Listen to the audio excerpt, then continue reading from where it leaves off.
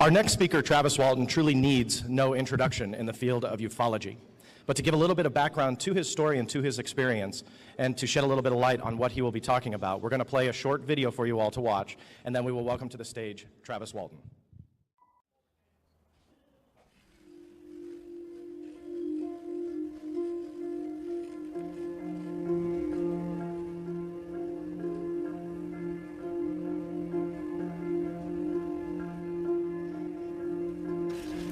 Is your name Gregory Thomas Hayes? Yes.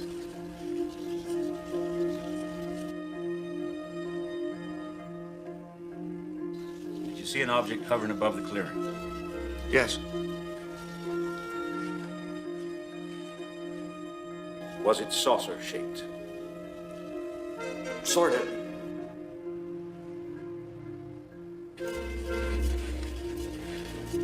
Did you see Travis Walton approach the object on foot?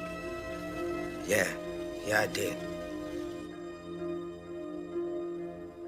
Did you personally dislike Travis Walton? What kind of question is that?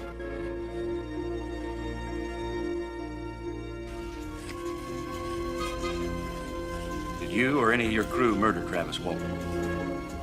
Absolutely not. What did it look like? It looked like a fire.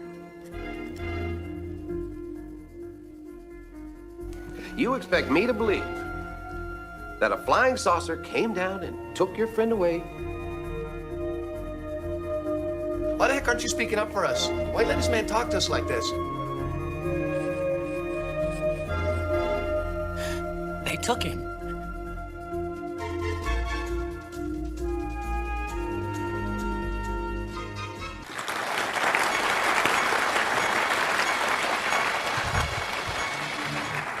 Well, thank you. Thanks for coming. How many people have seen the movie? Most of you. So probably most everyone realizes that they changed things quite a bit.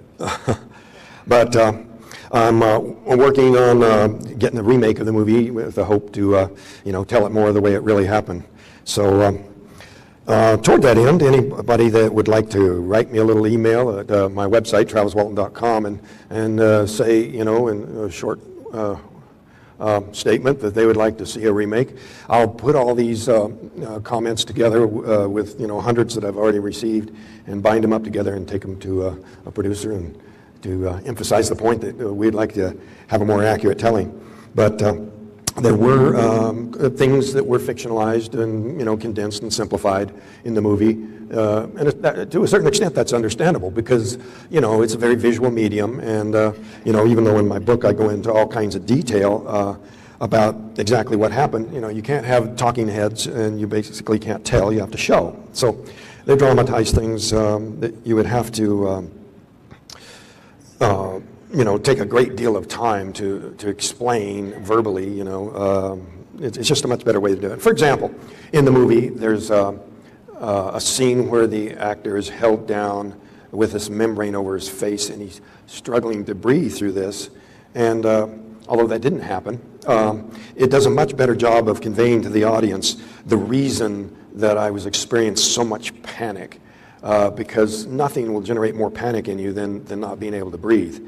And so, other simplifications like I had two brothers, Don and Dwayne, that were combined into one character in the movie named Dan.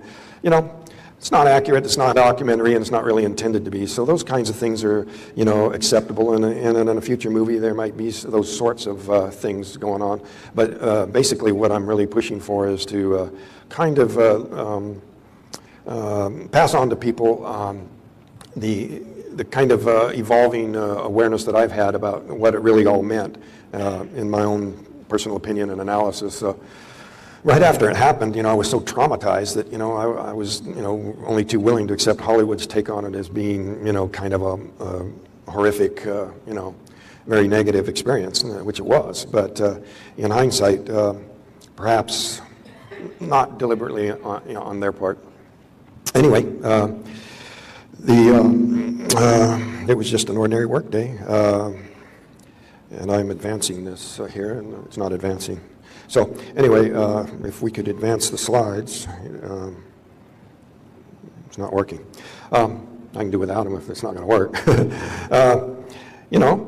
We've been putting in some long days. We were trying to finish up the contract before the winter weather shut us out.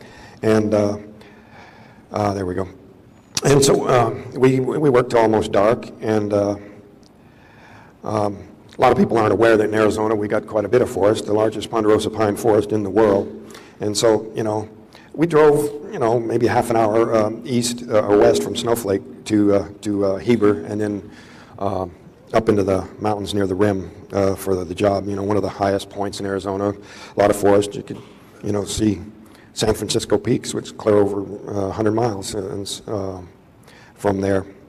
So the crew comprised of Michael Rogers, the crew boss, he was in the upper left there, Ken Peterson with the glasses, and Alan Dallas, the black sheep of the family. Lower left was Dwayne Smith. Couldn't get a hold of him, so he wasn't really included in the cast. As you might have noticed in the movie, there was only 6 in the crew. There was actually 7 of us. John Gillette in the center at the bottom there, and then Steve Pierce, the youngest guy on the crew. He was played by Henry Thomas, the little boy from the wee E.T., grown up, and it's me back then. And we all fit into a crew cab truck, a double cab truck, so 3 in the front, 4 in the back. We finished the day's work. We loaded up our equipment in the back, and we're headed out of there. In the movie, it gives the impression that we'd been driving for some time and we're getting drowsy, like it was a long drive. It was a long drive, but we hadn't gone very far before we noticed these glimmers of light. So everybody was still in a very alert state from having been working hard physically just moments before. And we saw this little glimmers of light.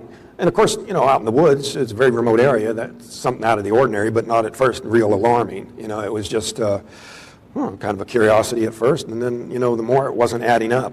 We were driving south up towards the rim, which is, the higher point, which is also, the rim road also borders the Apache reservation there.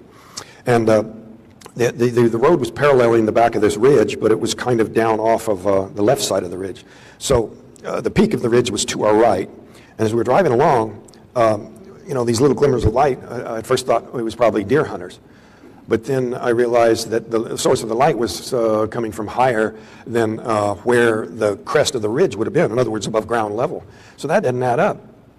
And, it wasn't like the whole crew immediately spotted the light. It was just all these little conversations among the groups of people paired off talking, suddenly started, dropping out of sight real quickly, and so everybody was looking in the same direction. At first I was thinking the hunters, and then I thought, well, maybe there's a lightning strike, because the forest in that area has the highest number of lightning strikes of any place in the continental United States other than the Everglades. So we have quite a few hits, and we've even encountered that on the way to work before, where the trees are sitting there burning because it was recently hit by lightning. But it'd been clear, dry weather. We didn't have any stormy weather that would explain that. So I thought, well, perhaps a plane crashed. And I found out later one of the other crew members was kind of thinking the same thoughts. But this little mental inner deliberation didn't go on too long because I could see a break in the trees up ahead where the light was sort of shining across the road. There was pretty thick growth at the time. And I said, Mike, hurry up, get up there where we can see, So we got up there, and as soon as we got into where this light was shining across, we looked to our right, and there it was, hovering in plain sight. No mistaking this for the planet Jupiter, like our debunker there. That was one of his first theories, Unmistakable. Alan yelled out, "It's a flying saucer!" Because it was self-evident. Everybody knew what we were looking at. This was not some ball of light in the distance, and it wasn't so bright that we couldn't see the structure. It was incredible, the sight.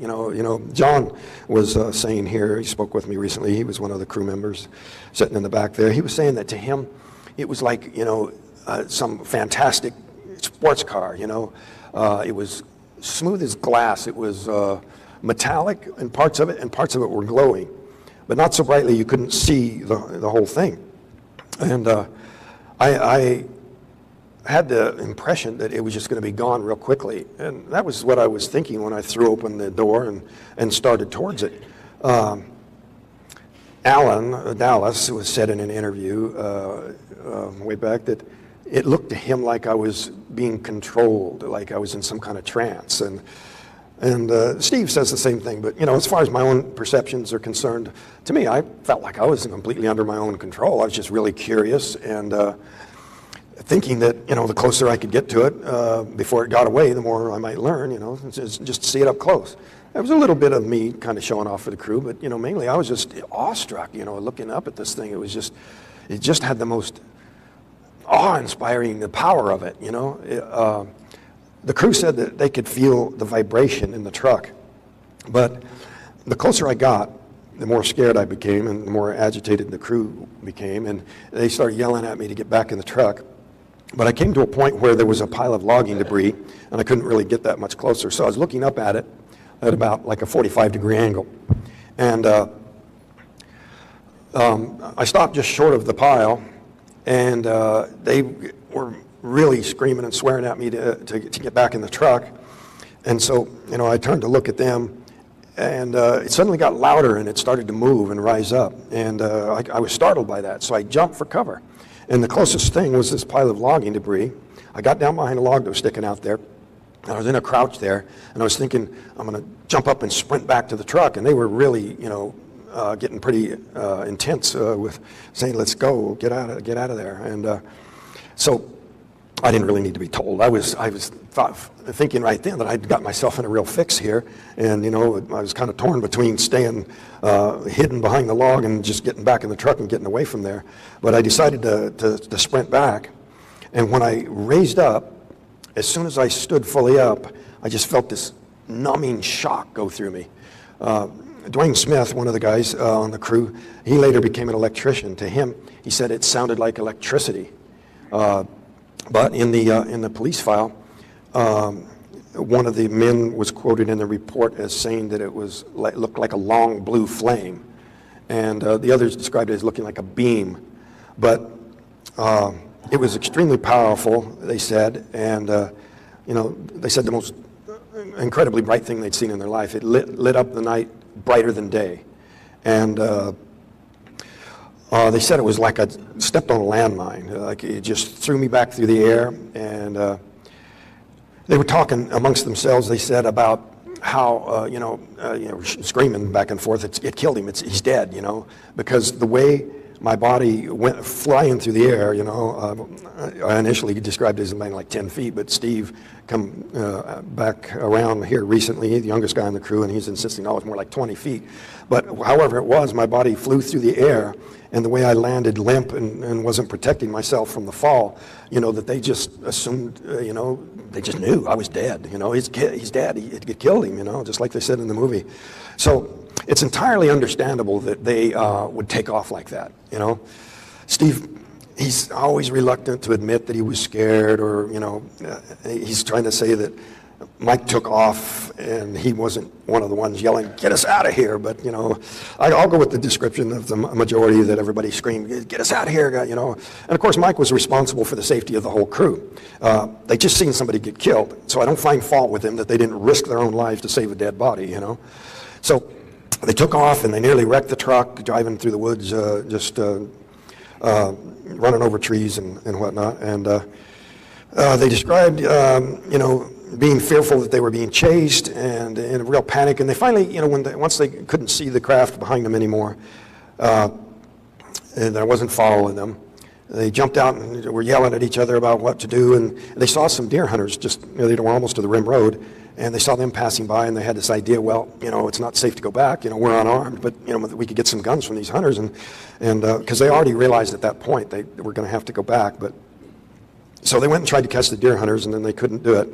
But see, when Mike pulled over and he said, all right, we got to go back and see if we can rescue him. Some of the guys said, no way, we're not going back there. Let's just go in, get some help. And, but the older guys, Ken and Mike, said, no, we got to see if we can help him. I mean, what if we're too late by going back to town first? So when Mike said, okay, the truck's going back, and anybody who really doesn't want to go can wait here, nobody volunteered to stand alone outside the truck. Of course not. But in the movie, they had everybody getting out but Mike, so they could preserve the murder mystery. What really happened when he went back? But they all went back. And I give those guys credit for that. That took a lot of courage, you know. They were trying to do a rescue. There was no other reason to go back. It certainly wasn't curiosity. So they went back, and this is what the craft looked like, you know, when I was up under it, looking upward. And the glow of it just, you know, made a really strange look to, around. The light had just a weird sort of effect. But one comment they made later was that it seemed like something's about to happen. And I'm thinking now that there may have been a reason for that, not just, you know, the dangerousness of what I was doing, but they may have been sensing the buildup of some kind of an electrical or energy charge. Because I'm thinking that when I stood up, at that point, my head and chest were closest to the craft that they were at any other point. Plus, the increase in sound and the volume and the motion, you know, suggests to me that it was getting ready to take off. And that extra energy output built up some kind of a field. So it wasn't like they were somehow inducing me to come close and then zap me and take me that way. I'm thinking more now, if there's a remake, I would like to, you know, add the perspective that, you know, I'm the one that caused this. You know, I'm the one that took this reckless step of approaching this thing. And then when I closed the distance, you know, this energy jumped through me to the ground and caused severe harm. You know, I may have been, you know, in a near-death situation. And so that's the new perspective I would like to take with the movie, that if there is a remake someday, that it was actually, you know, like I've accepted the term abduction, because, you know, that's what people call these things, but it's more like an ambulance call, more of a rescue mission, really. You know, I made something bad happen, and they were in a position to make it right.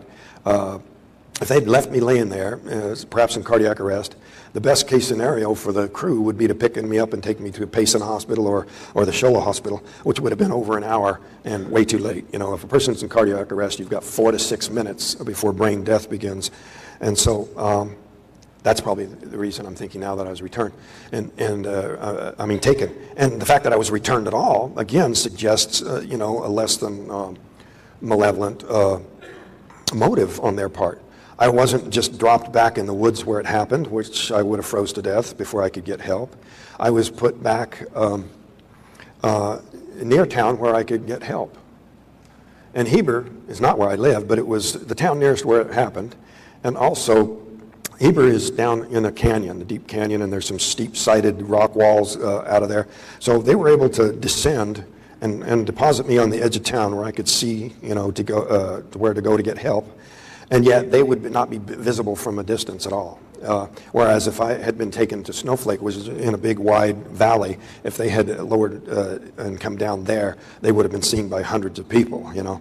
So that explains that to me. But the fact that I was returned whole and healthy, you know, all of these things combine to make me think that, and this is, you know, years of puzzling over what happened and why. And, you know, I've only got myself to blame. But now, but I digress.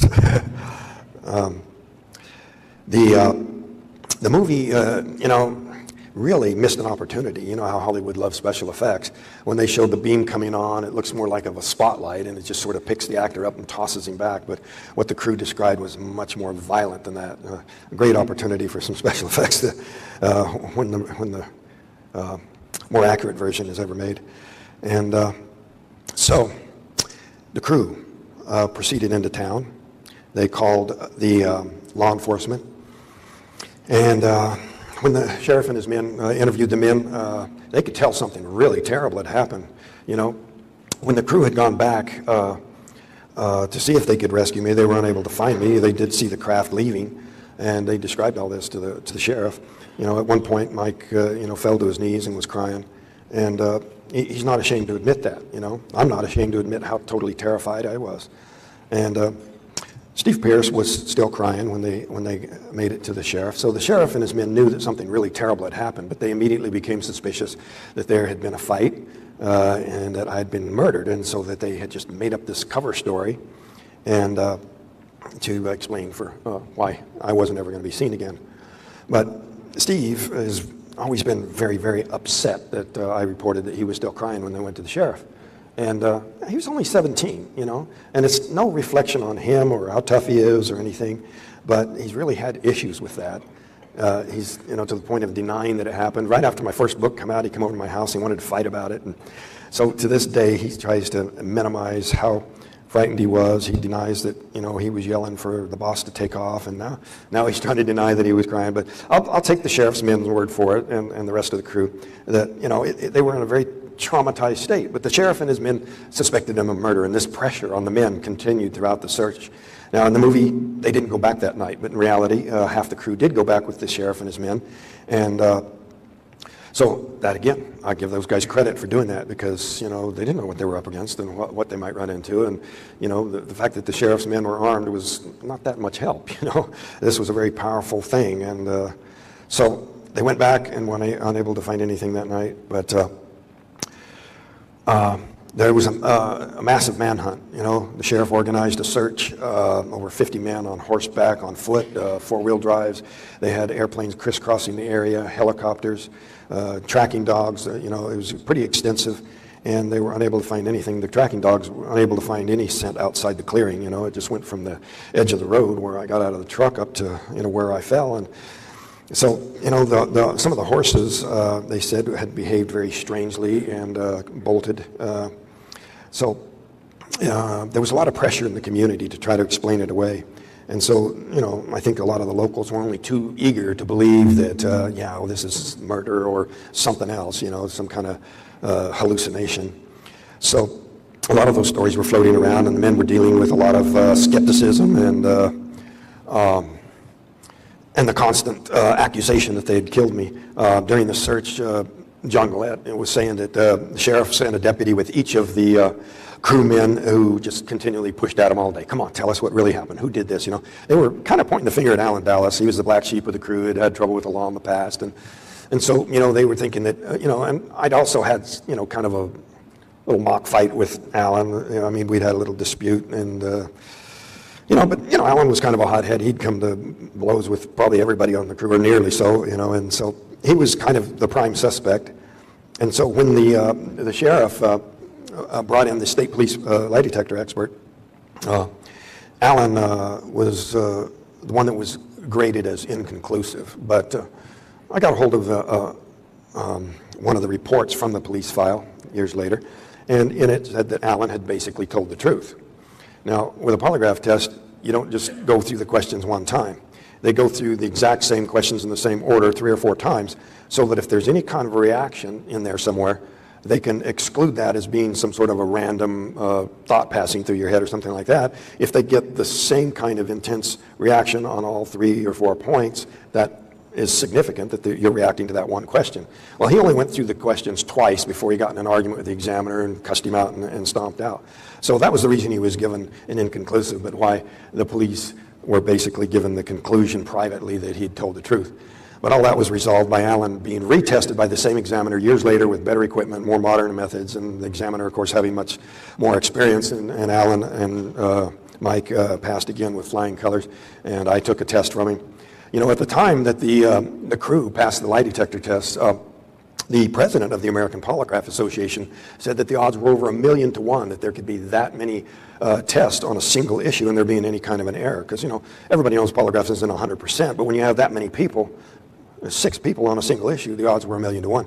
Well, now there's over 16 tests passed in connection with this incident. So I don't know what the calculation on the odds of a mistake being, but, you know, I've passed 5 different tests from 3 different examiners, and the last one being just a couple of years ago, the last 2. But in the aftermath, even after the polygraph test, they just switched to other sorts of attacks. But I'll get to that as we go along here.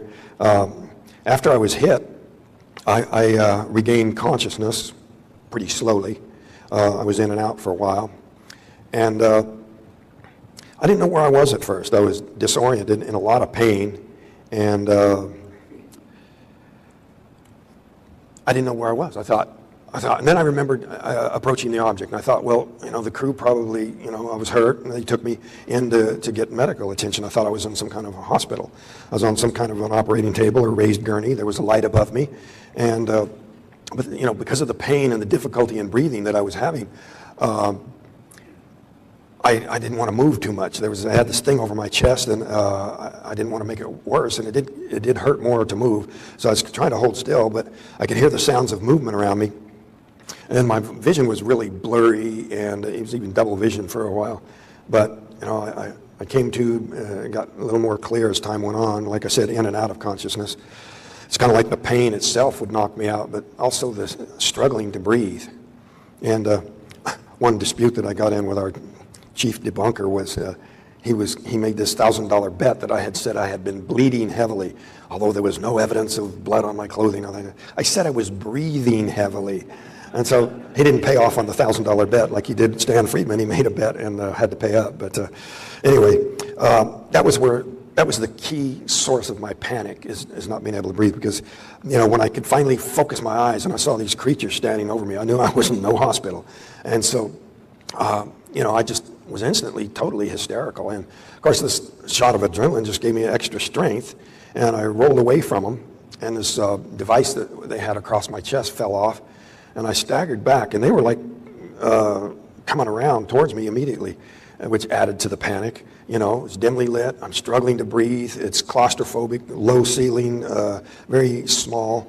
And I staggered back, and I bumped up against a shelf, a little bench there. And I turned to look, and there was these instruments scattered out there. And so I just grabbed the biggest thing and started flailing at them. And so they stopped, suddenly turned, and I'm going to move along kind of quickly here because we're running short of time.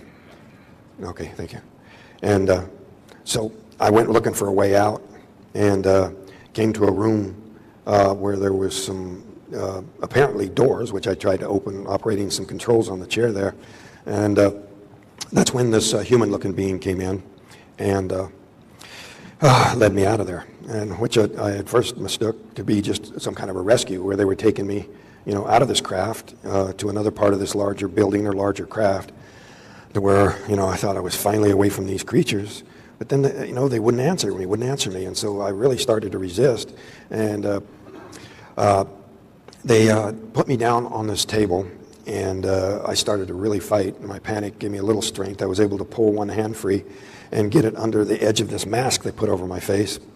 But I wasn't fast enough, and I lost consciousness.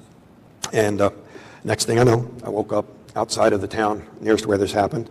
I recognized where I was, made my way down to the telephones there, and called my family. And so like I said, there was just an onslaught of questions and accusations after I was returned. I was dealing with an incredibly difficult experience, trying to handle this, and the memories of what happened, my nightmares at night, and then all this stuff in the media was just, secondary to me, but still, very disconcerting. There was no place back then. There was very little to turn to, and so there was just all kinds of things, Well, he was hallucinating on drugs. Well, I had medical tests, showed blood and urine samples, no trace of any drug in my body. This was a Maricopa County Medical Examiner's drug screen. And I had a whole battery of tests, EKG, EEG, hypnosis, whole variety of things. And I document in great detail in my book the research that went on, and this whole litany of accusations that the debunkers came forward with just blew them out of the water. And now the final coup de grace for our debunker Philip Klass was getting a hold of the Freedom of Information FBI file on him, which has some documents in it. One memo in particular from the director of the FBI at the time was J. Edgar Hoover, concerning Philip Klass to the director of the CIA.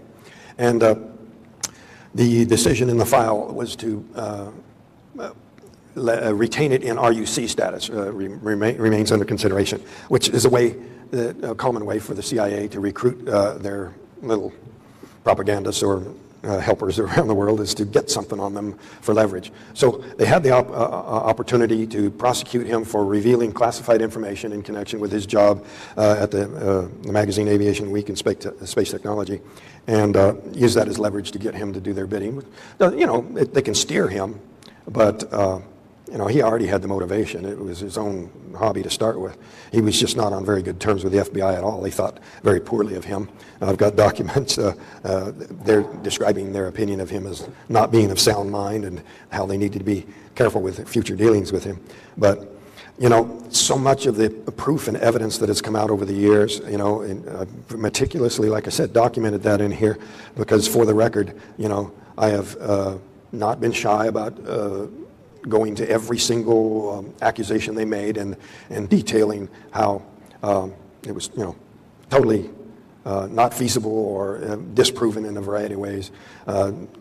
Being able to show original documents where Philip Klass made a quotation where he actually eliminated the middle of a sentence in order to reverse the meaning of it. Just all kinds of really treacherous and duplicitous sorts of techniques. But Steve Pierce came around recently, and he details how Phil Klass tried to bribe him, offered him $10,000 to deny the experience. And so, for all those people who have gone online or called Steve Pierce up and tried to refute him, the law enforcement officer that took the message to Steve, backs it up, and there's all kinds of proof, including the tape recording of the bribe offer. So. I'm going to open it up for questions. I really ran short of time here, but so let me just make a few comments on a few of the illustrations here. These phone booths that I went to that night to call for help are still there, even though they're no longer functioning, and they're the only phone booths left in the entire area. The phone company listened in on the phone call, so they knew that that was authentic, and therefore they became kind of a landmark there. It's still there in Heber, next to the Heber Tire Shop, which used to be next door to the to a service station, which is now a restaurant. But there's my brother who stood by me and helped me through those terrible days right after I was returned. And he passed away 2 years ago, well, a year and a half ago. And I really miss him. He really saved my life, actually. The Era Phenomena Research Organization sponsored the investigation, the medical test. Dr. Harder here did the hypnosis. Leo Sprinkle reviewed the psychiatric exams that proved that there was no transitory psychosis. I was interviewed by Dr. Jalen Hynek, and he made a press conference the next day that I was not hoaxing and had been falsely accused. And my nightmares, stayed with me for a long time afterwards, and it was those eyes boring into me that were so difficult to deal with. And I'm thinking that it was because when they all came around there and we had that little standoff there where they were facing me, the three of them, I think, were trying to reassert control, and it wasn't working. And I think the reason it wasn't working is because when I was hit by the beam, that it caused a neurological disturbance that that prevented them from controlling me, even acting in unison, the three of them. And what supports that is the EEG, the brainwave scan that I had done, was done by a technician who did not know what had happened to me. All he knew that he was looking for some sign of injury.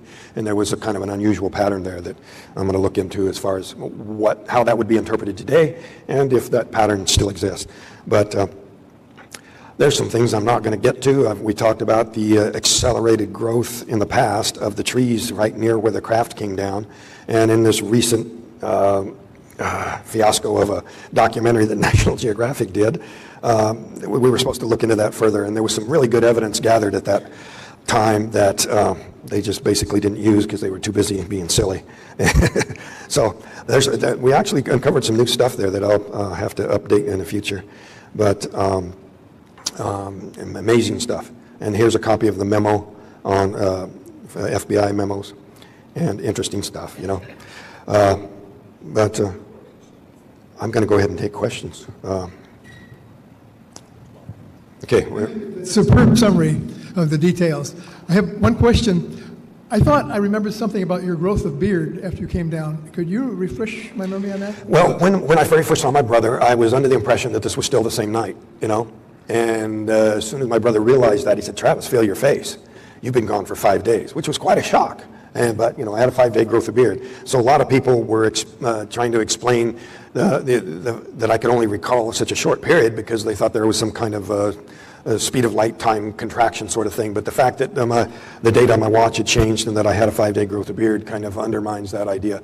And now, after finding out a little bit more about what Dr. Harder said after the hypnosis, there were other memories that have been blocked from me during the other 5 days. It's nice to see you. My question was about the trees and what evidence you could give us or what you found about the abnormal samples in the trees around the UFO. Well, when National Geographic came there, I'm going to try to reverse these slides back to where we were. I was hopeful, and they brought someone there that was supposed to take these samples and go to the lab and all that. None of that, all that. They just that was an exercise in futility. But what we found was a stump there. The logging. See, the purpose that we were doing that day was cleaning up the previous logging contract on that Turkey Springs area. So the only tree stumps there are trees that were cut the previous year.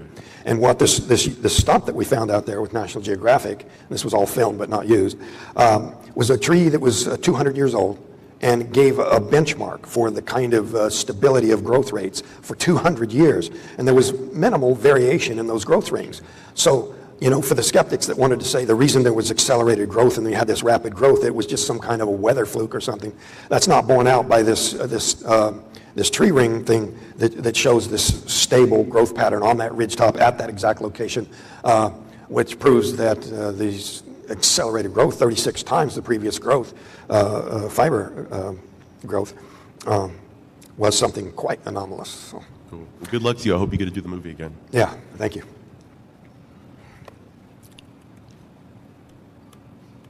Okay, we did go back to the start there. All right, go ahead. What was your question? When you were returned to Earth, so to speak, were you fully clothed? I seem to remember in the movie you were naked. Well, that was just Hollywood for you, They always got to get the nude scene in, and I was fully clothed. I was still wearing the clothes that I was taken in, and those clothes were bagged up for forensic analysis, but in all the hubbub, they got thrown into a trunk and things thrown on top of them. So that evidence was kind of not pursued at the time like it should have been. Like today, we would be able to do DNA analysis on the clothes and find out if there was any foreign DNA or whatever. But I was clothed. There was a scene that was filmed where I'm naked and I come upon this couple in a car and they're naked and they start screaming and the crew said it was horrible. So it wasn't used and it's a good thing. And did they indeed do a physical examination on you? I was taken to a doctor and given a thorough examination.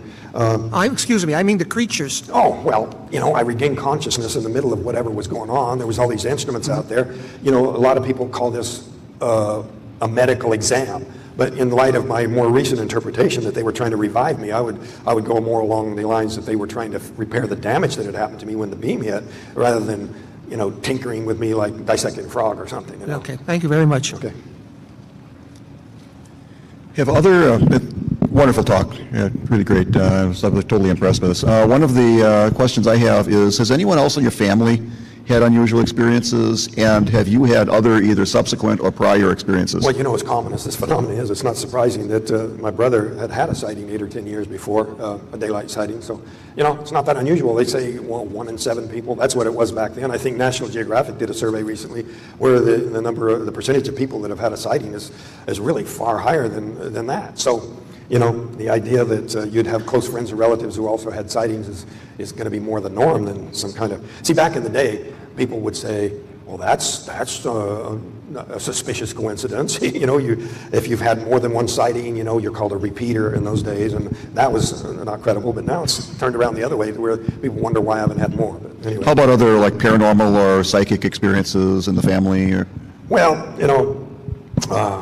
I'd rather not get into that. I'm sorry? I said I'd rather not get into that. Okay. That probably answers part of my question. Okay. Thank you. Yeah, thanks. Hi, Travis. Do you recall when you were on board the craft itself, were there several different types of creatures or entities? Yeah, and was there any type of... There were these alien-like creatures that you saw. So some humanoid type? Yeah. Well, see, humanoid means 2 arms, 2 legs, and a head, and that kind of thing. A humanoid, but human-looking would be these other beings that I at first took to be humans who were there to rescue me, but were probably very similar-looking beings. Some people call them Nordics, but there was some differences in them that weren't quite right. Something a little odd.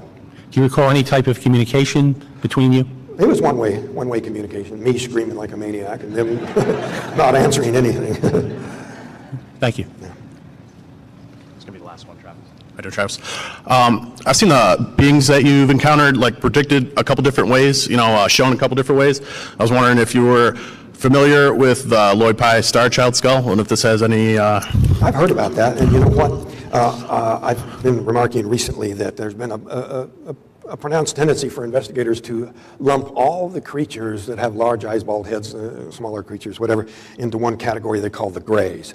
And I think that, rather than explaining the variations and descriptions as being, witness error or something like that, I think that people are just jumping to the conclusion that these are all the same race from a single place. I think it's more likely that they're lumping into one category creatures that probably came from entirely different planets and that aren't related in any way. And, in support of that, we have on this planet animals that look very similar that are not related at all. You have a sugar glider in Australia, which is actually a marsupial, and we have a flying squirrel in this country, and totally evolved along totally separate lines, except in a similar environment. Your pictures that you had up on the screen were pretty much the, gray aliens that you see. Is that what you saw? That term didn't exist back then, and one major difference was they had eyes that blinked, which is also something that Betty Hill and some others have reported. But then, these black obsidian-like eyes, people just call them all grays, like there's just these few basic types. And I think probably it's just our own obliviousness to subtle differences and distinctions that actually exist. And so, even the term alien agenda is a misnomer. I would say alien agendas in the plural. Same thing with government agenda, They probably have a number of purposes and a number of reasons that they would try to suppress this or deny it. And that was our last question, and I'm going to go back to my table in here, and I can answer some more questions in there. I thank you all for coming and for listening. I appreciate it.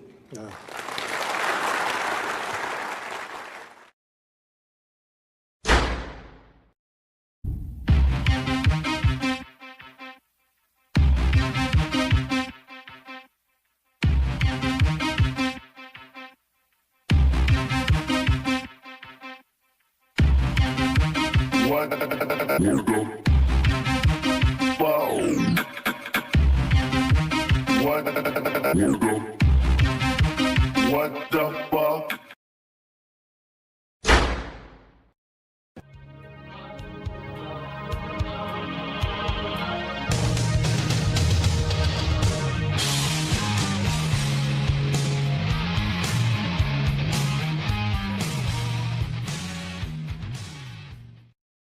Our next speaker, Travis Walton, truly needs no introduction in the field of ufology. But to give a little bit of background to his story and to his experience, and to shed a little bit of light on what he will be talking about, we're going to play a short video for you all to watch, and then we will welcome to the stage Travis Walton.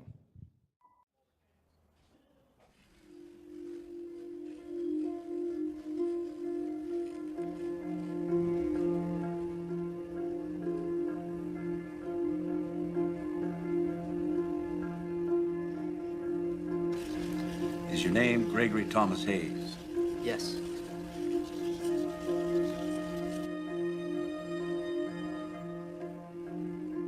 Did you see an object hovering above the clearing? Yes. Was it saucer-shaped? Sort of.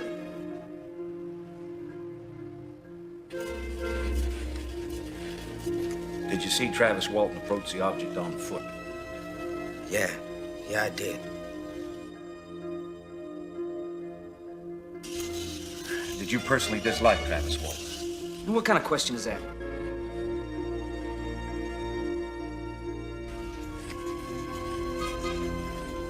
Did you or any of your crew murder Travis Walton? Absolutely not. What did it look like? It looked like a fire. You expect me to believe that a flying saucer came down and took your friend away? Why the heck aren't you speaking up for us? Why let this man talk to us like this? They took him.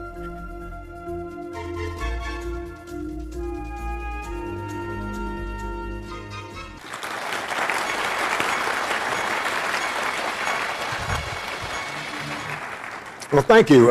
Thanks for coming. How many people have seen the movie? Most of you.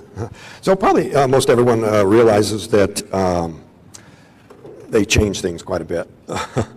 But I'm working on getting a remake of the movie with the hope to, tell it more the way it really happened.